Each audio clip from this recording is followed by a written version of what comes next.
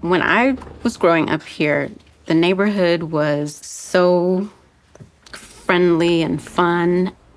And then at some point, kids just stopped playing outside anymore. I don't really like to take the train, walk anywhere over here. It's just you got to be smart with where you walk. So community violence is when we think about violence that happens between people in a public setting. So typically we're talking about things like gang violence or shootings in the community or physical assaults, robberies. What we do know in terms of community violence is that it upsets your sense of safety.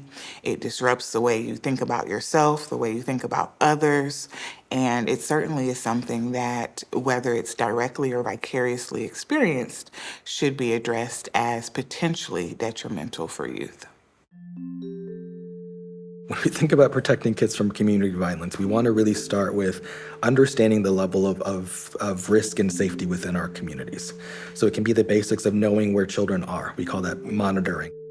Having a good sense of where are the safe and less safe places in the neighborhood, or where are those adults that are helping children stay safe, so that we can then help children navigate those risks, right? So how do they live their life in a way where they're minimizing the chances of coming into contact with some of those dangers?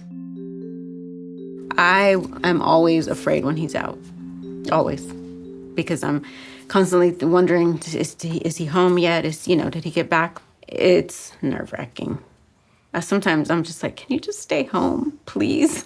Don't go out tonight. I just want to get some sleep, and I want you to be safe. I just make it a thing to make it back safe. That's it. I want to make it back home. Talking to my son about, what it was like growing up and what I had to experience growing up in a gang-related area. I fought every day. I had to fight to survive because, there are these girls who are trying to get associated into gangs and things like that. And, they see me and I'm the smallest little girl there and they want to try to fight me to get into their gang. And he would ask well, why did you fight? What was, the purpose?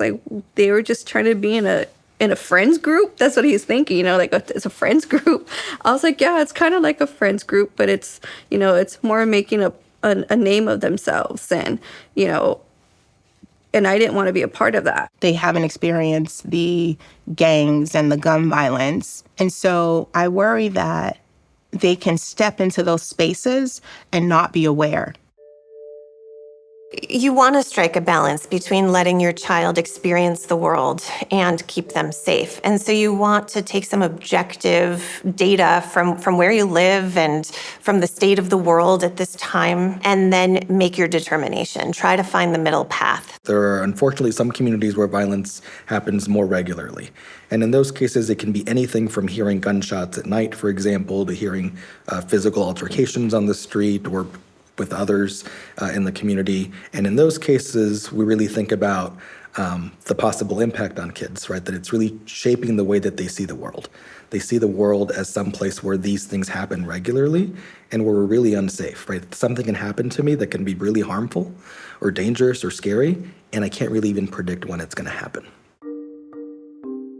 In junior high more, there was a lot of fights. A lot of fights. And he was like, Mom, he used to be a good kid in elementary school. I don't know what happens to him. Why you go to But here's the good thing. We know about these fights from him before anyone else because he always texting us. It's like, there's this thing happening now. I heard a woman screaming really hard. I had no idea what was going on. When we went outside, it was actually a woman killing my neighbor outside while he was walking his dog. Thank God that weekend my kids were with their dad and they didn't hear the screaming and everything. And I told my kids, always walk in groups. I don't let them go outside alone at all. He has witnessed people getting hurt, shot, killed. So I was just walking down the street to the gas station. And so some dude just sitting there at the gas station. People roll up in their car. And he just says, where you from? He doesn't even let him answer. He just gets shot. That was it. And I just run back home, immediately. In the beginning, it was terrifying. I mean, he was first he tried to kind of ignore it, like, oh, well, I mean, death is a part of life. But then I watched him slowly when it would really sink in. And then he's like, a little bit teary-eyed, and then saying like, they really died though, it like really hit home. And I think that fear is scary, to know that you can just step outside of your house. People just want to hurt folks. We have to be careful and think about how we want to help kids who are going to repeatedly be exposed to community violence. So what we do is we give them coping strategies and also really concrete safety strategies so that they can keep themselves as safe as possible. So that we can start with, this idea of what happened at a factual level, but really what does it mean to us and what do we want to do about it?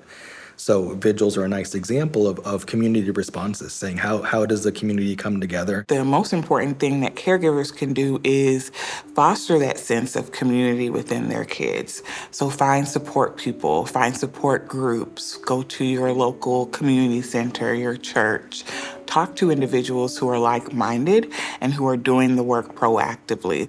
But oftentimes that work is also just coming together as a community, remembering your strengths, laughing, sharing meals, sharing stories to foster healing and coping. I feel safe because of the neighbors. Neighbors are like a family to me. Our kids are friends too. It's really like being back home in Panama. We have a Facebook group where everybody's needs and somebody needs something. We all communicate. We have the potluck once a month. Everybody meets and share food. The best thing about my life, even though I had a father who drank, a mother who didn't, and had those gang-related activities and things put in my life that I chose to do, I came out on the other side. I can connect to a lot of different people. I can connect to my culture, my kids, those outside that call me uncle now that wouldn't have seen an uncle back then, and brothers and sisters that have come out in my life over the years, they look to me for advice now. My version of community is my family, like a close-knit, big family. We are fortunate to have that. My community is like my friends. Like I call them like my big cousins, my little cousin. With the people I hang out with, like I feel like they're my family, just not blood related, but because you can relate to them. Yeah. You gotta peep. Look. What? Look, you gotta peep. What?